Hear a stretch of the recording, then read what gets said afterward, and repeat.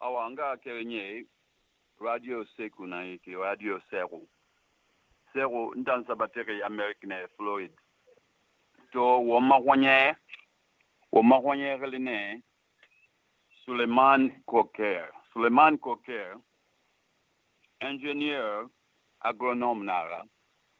agriculture atang karangai bofane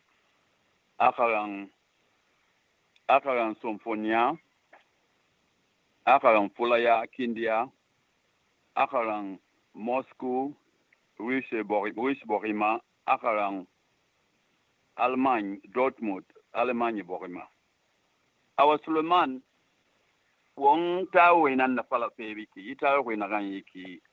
asare Roland Pre atanana na gouverneur la Guinée fote nyamane itam mo se fala mayi Roland Pre affaire no manam fala de Roland Pre affaire Roland Pre fin gouverneur kalanki nanna nakan la Guinée bori kha dakamu a bokra wali kiyama a kursi ki kiyama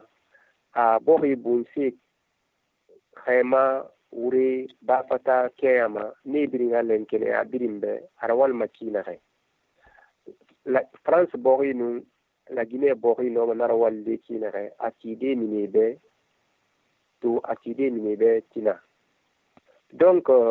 ina tongo yi bori fonu sakambirin yama France denere sokonia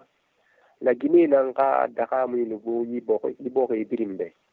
la Guinée ka daka mu bansan nunoma ka yamane bunti de sanke mu siga yiregbete ado ina tongo yi banani rawal kiyama la Guinée no banani na hanna siga masingeno asiga mahanton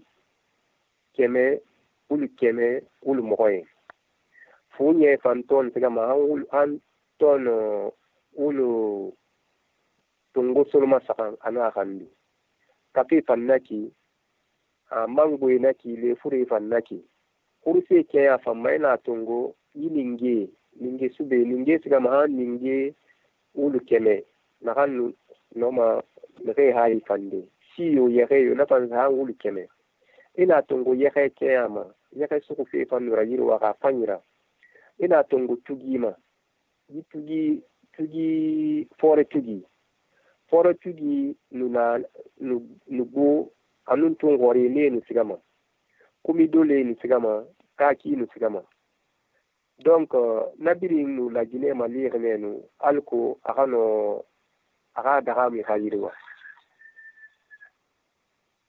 enaka ala Guinée allo nabe enaka ala Guinée a scandale zoologique ala Guinée grenier de l'Afrique occidentale inoma na tradude sosokui wanga kerenye be ekana ta wikolo ekana pagamu awaire ena pala la Guinée scandale géologique nanannaki ini dunia bidim bokhi tongo la Guinée ga yi bokhi khuru ça fait folo fi yi khemama afa wurima afa ba fatama afa na sende wure modeli bidim na ganna dunia yire bidim alu fi yi bokhi khuru di malu la Guinée ara khuru amuto ma dede foi man fa la Guinée fatuna mena fa ina tobe a sende atoni bilibili na dunia da bidim alu ina tungu misali ra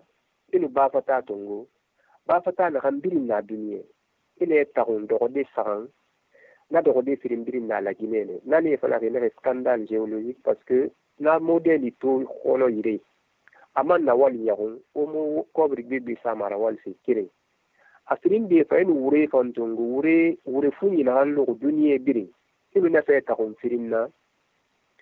inne tagun sakanna asirin birin donga birin na yibene ifa sayene kore na misali na ne fala scandale géologique donc sende géologue munato yireyo fo yibe na modèle yiboko hu bidima ifa na modèle to na birin na mari sen duniya birin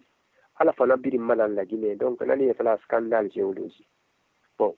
scandale agricole France hure kasabi na kan nabe asga an hure wulu kere kemesenni tongo nani na hure wulu kere kemesenni tongo nani na bidin finniri khawali nu ursi tike nu wuri fanki nanna bon bori fan ke amatongo bori khabi malagama na siga ham milliard senni no atagi anoma siga ham milliard solo fere na payna ka scandale agricole grenier de l'Afrique nanaki guerre to bara la 45 ra Indochine gere to bara ne remuno mali walli afa yere Indochine la Guinée no mane la remplacer de afindi Afrique de l'Ouest Indochine Vietnam nanaki nya Indochine Vietnam nanaki awa ina bon, isaganye maintenant scandale géologique château d'eau de l'Afrique occidentale château d'eau de l'Afrique occidentale anu grenier de l'Afrique occidentale grenier na mundu no mana saganye tongode aboko mundu no mana saganye tongode na boy mundu no mana saganye sotode la Guinée nana la Guinée nan tunye nana la Guinée nan tun quoi la daka saganye kullam fi alo jibo ko hurdima sende duniya birin khema duniya birin sende bafata duniya birin wuri malam fe bo hurdima alo la Guinée ato kono amuto ma yiro na modeli amuna de parce que na bo bore birin be lalo Amerique siga ma han million solo monani kilomètre carré réussi siga ma han million funo akamdi bon mais mi sende tongo fe sende kilomètre wulu kemenani wulu kemesuli ina chemo di libirin to ana amuna de dunie ala la gire benam awa enare la Guinée nanuna yare banani production banani sife ino manata fa de Eurolam pre na la Guinée nuna yare ma banani rafe America be ina siga marketi isiga yire bring I banani tomane ino ma fala de wonga kirinye ben na bara kinare la Guinée nuna yare kinare nuna banani tongo ma kinare kelfe khema siga fe bateau kui siga fe foot ino mana la fala de awayre la Guinée banani fait folori 1946 1946 France to a nyogoragi ha bogo e birin gong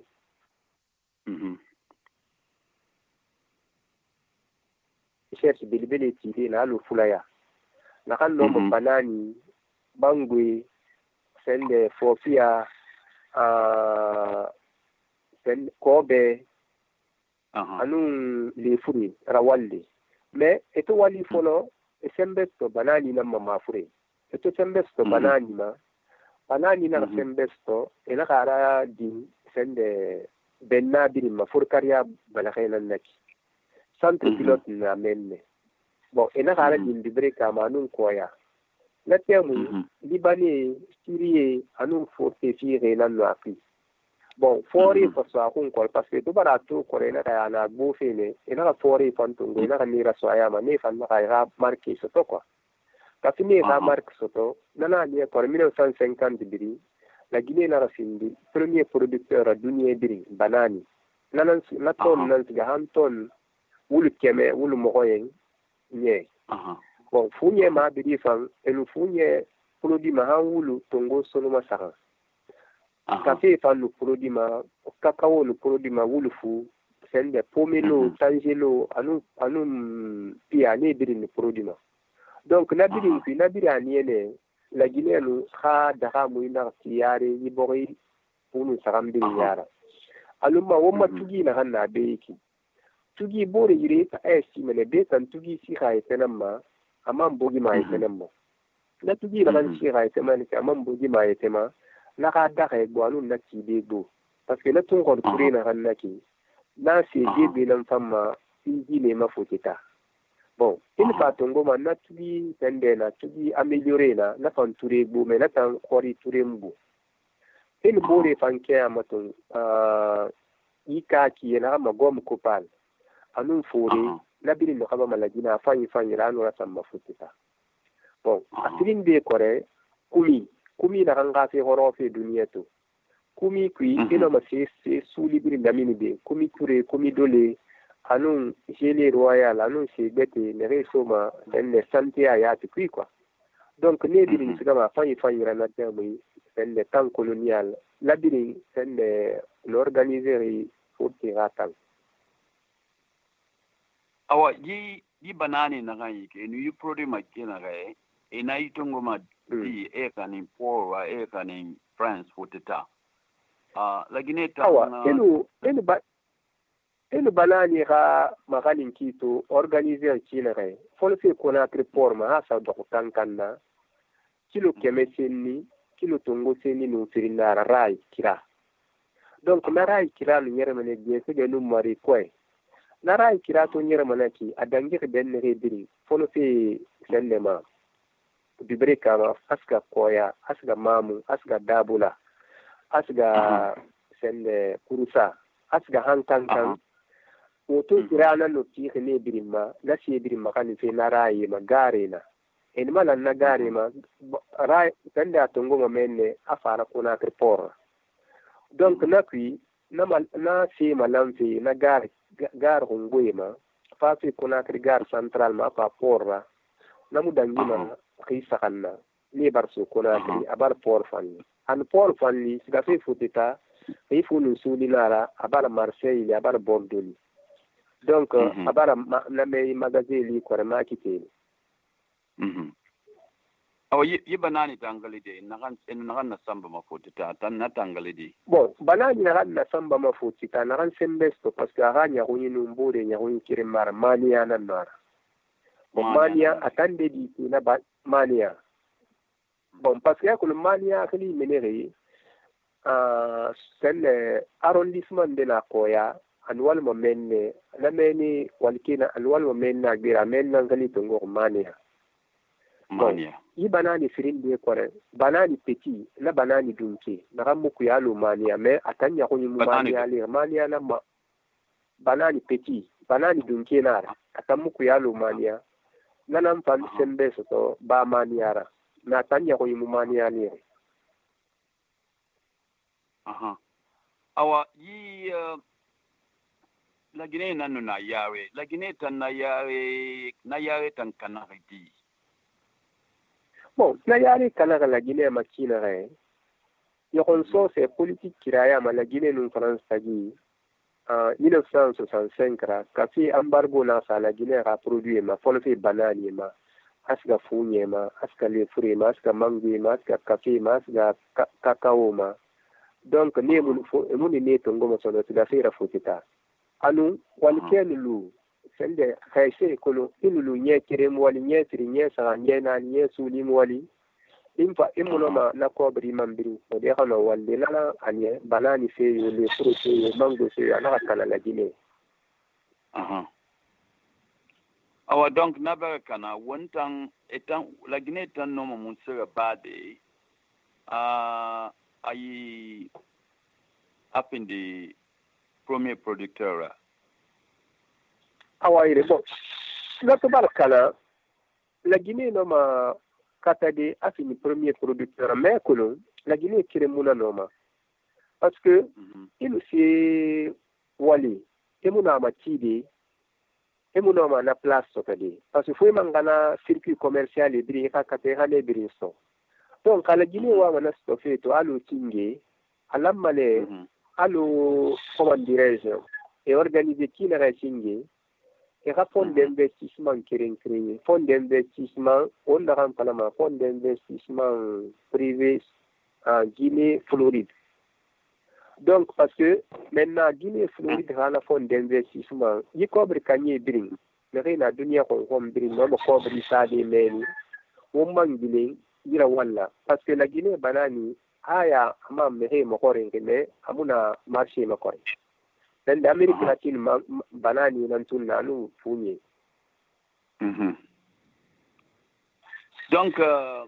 yi tar we na kan yi ki Euroland prega fera itan sabatega fo ya